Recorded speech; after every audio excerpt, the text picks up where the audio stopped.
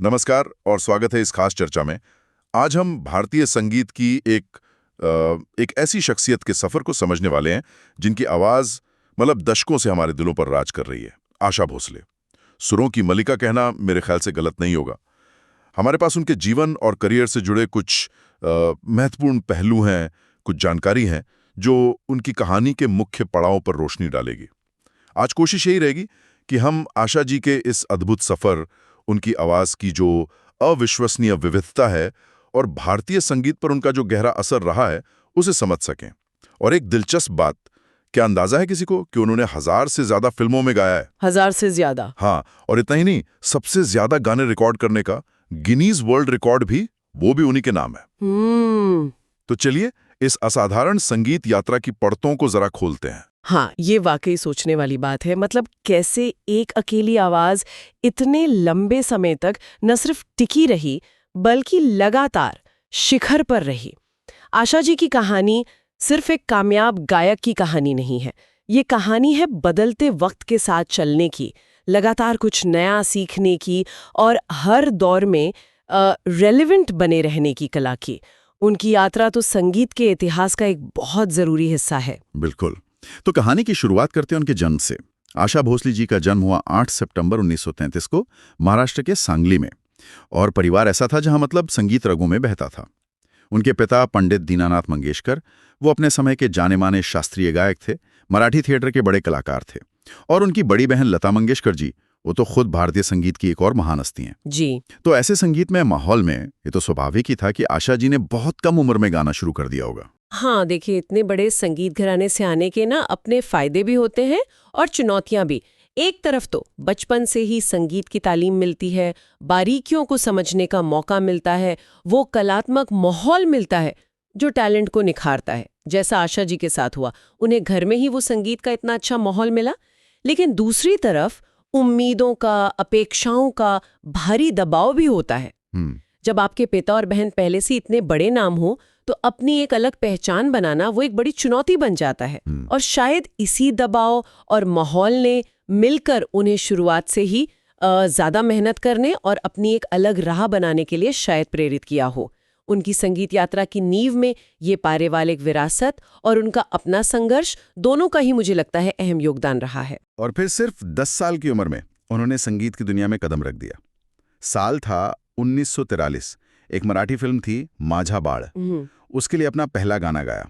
और उसके कुछ साल बाद ही हिंदी फिल्मों में प्लेबैक सिंगिंग का सफर शुरू हो गया। जरा सोचिए, 1943 से लेकर अब तक ये तो लगभग 8 दशकों का सफर है। 8 दशक।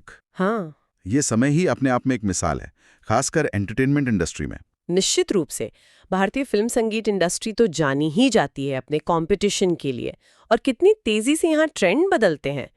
ऐसे माहौल में 8 दशकों तक ना सिर्फ टिके रहना बल्कि लगातार कामयाब होना, ये तो मतलब असाधारण उपलब्धि है।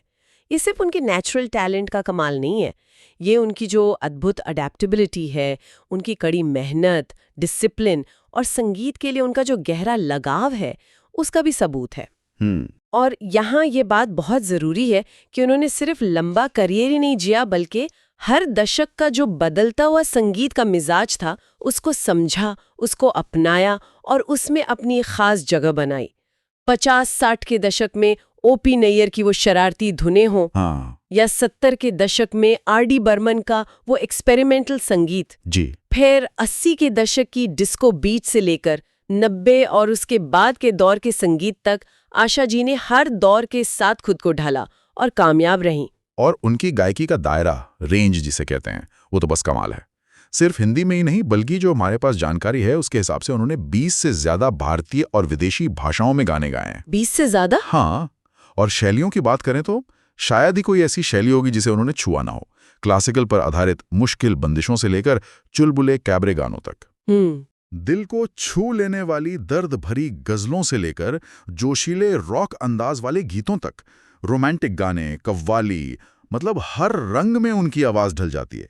एक तरफ आप सुने पिया तू अब तो आजा, उसका वो अंदाज, हाँ बिल्कुल, तो दूसरी तरफ दम मारो दम का वो बागी तेवर, कहीं चुरा लिया है तुमने कि वो मीठी रोमानियत है, तो कहीं इन आंखों की मस्ती के जैसी गजल की नजाकत है। गहराई है। सही कहा। हर गाने में जैसे एक नई आशा भोसले सुनने को मिलती हैं। तो ये सवाल उठता है मन में कि भाई एक ही गले में इतनी वैरायटी, इतनी रेंज कैसे मुमकिन है? देखिए, उनकी ये जो वर्सेटैलिटी है ना, उसका राज सिर्फ अलग-अलग स्टाइल में गाने की काबिलियत तक ही नहीं था। उससे भी कहीं ज़्यादा ज़रूरी थी उनकी आवाज़ को गाने के मूड के हिसाब से, उसके माहौल के हिसाब से, जिस एक्ट्रेस पर वो गाना फिल्माया जा रहा है, उसकी पर्सनैलिटी, उसकी स्क्रीन प्रेजेंस और सबसे बढ़कर म्यूजिक डायरेक्टर की सोच के हिसाब से ढाल लेने की जो उनकी कमाल की क्षमता थी। अच्छा। जैसे मिसाल के तौर पर जब वो हेलन के लिए गाती थीं, तो उनकी आवाज़ में एक ख़ास किस्म की शरारत, एक मस्ती, एक वेस्टर्न अंदाज झलकता था। ओ हसीना जुल्फों वाली या पिया तू अब तो आजा। हाँ। और वहीं जब वो रेखा जी के लिए गाती थी तो आवाज़ में एक अलग तरह की नज़ाकत आ जाती थी, गहराई आ जाती थी, इमोशन आ जाता था, जैसे इन आँखों की मस्ती में या दिल चीज़ क्या है। बिल्कुल। और फिर जब वो उर्मिला मातोंडकर जैसी नई पीढ़ी की एक्ट्रेस के लिए गाती थी, रंगीला के गाने याद कीजिए। हाँ, रंगीला रहे। तो उनकी आवाज़ एकदम यंग, एकदम जोशीली लगती थी। यही तो उनकी असली कला थी, आवाज़ वही, पर अंदाज हर बार नया। और अगर हम इसे संगीत के बड़े पिक्चर में देखें तो ये कहना गलत नहीं होगा कि आशा भोसले ने हिंदी फिल्म संगीत के कैनवस को कहीं ज़्यादा रंगीन और बड़ा बनाया है। उन्होंने संगीतकारों को ये आज़ादी दी कि वो नए एक्सपेरिमेंट्स कर सकें, अलग-अलग मूड और स्टाइल के गाने बना सकें, क्योंकि उन्हें पता था कि आशा जी अपनी आवाज़ से उनके विजन को असलियत में बदल सकती हैं। खास तौर पर ओपी नैयर और आर.डी. बर्मन के साथ उनकी जोड़ी बनी, उसने तो हिंदी फिल्म संगीत को नई दिशाई दे दी।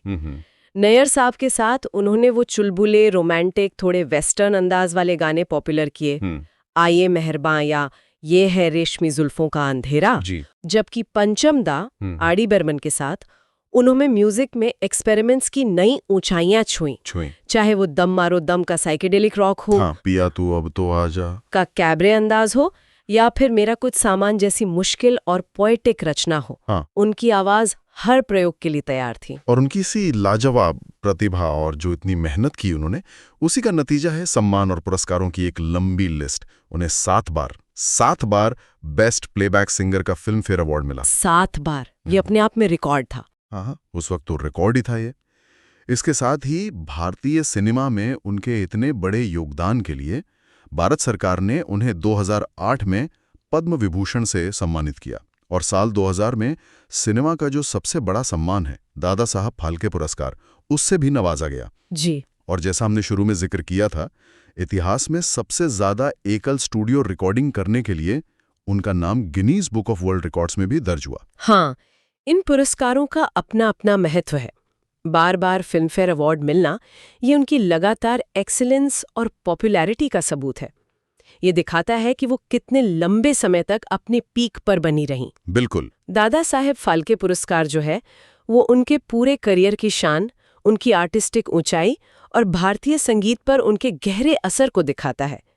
ये सिर्फ एक सिंगर का सम्मान नहीं है, ये भारतीय संगीत के एक पूरे दौर का सम्मान है। और गिनीज रिकॉर्ड, वो तो उनके काम के स्केल, उनके अविश्वसनीय डेडिकेशन और उनकी एनर्जी का प्रतीक है। हजारों गाने रिकॉर्ड करना ये कोई मजाक नहीं है। सही बात है। ये एक ऐसा आंकड़ा है जो सोचने पर मजबूर करता है कि भाई इस मुकाम तक पहुंचने के लिए किस लेवल का कमिटमेंट, डिसिप्लिन, रियाज और अपनी कला के लिए वो जो जुनून होता है उसकी जरूरत पड़ी होगी। हर गाने के लिए तैयारी करना, उसके बोल और संगीत को समझना, उसके भाव को महसूस करना और फिर अपनी आवाज से उसमें जान डालना, और यही प्रोसेस हजारों बार दोहराना, ये तो मतलब कल्पना से भी परे लगता है। बिल्कुल सही कहा। और आज भी 90 के दशक में है वो, लेकिन आज भी सही मायनों में एक जीती जागती मिसाल है, एक प्रेरणा है। उनका जो जोश है, उनकी एनर्जी, स्टेज पर उनकी जो लाइवली प्रेजेंस है और उनकी वो सदाबहार आवाज आज भी नई पीढ़ी के गायकों और संगीत प्रेमियों को इंस्पायर करती है। बिल्कुल। वो आज भी एक्टिव हैं, कॉन्सर्ट्स करती हैं और उनका वही जाना पहचाना अंदाज बना हुआ है।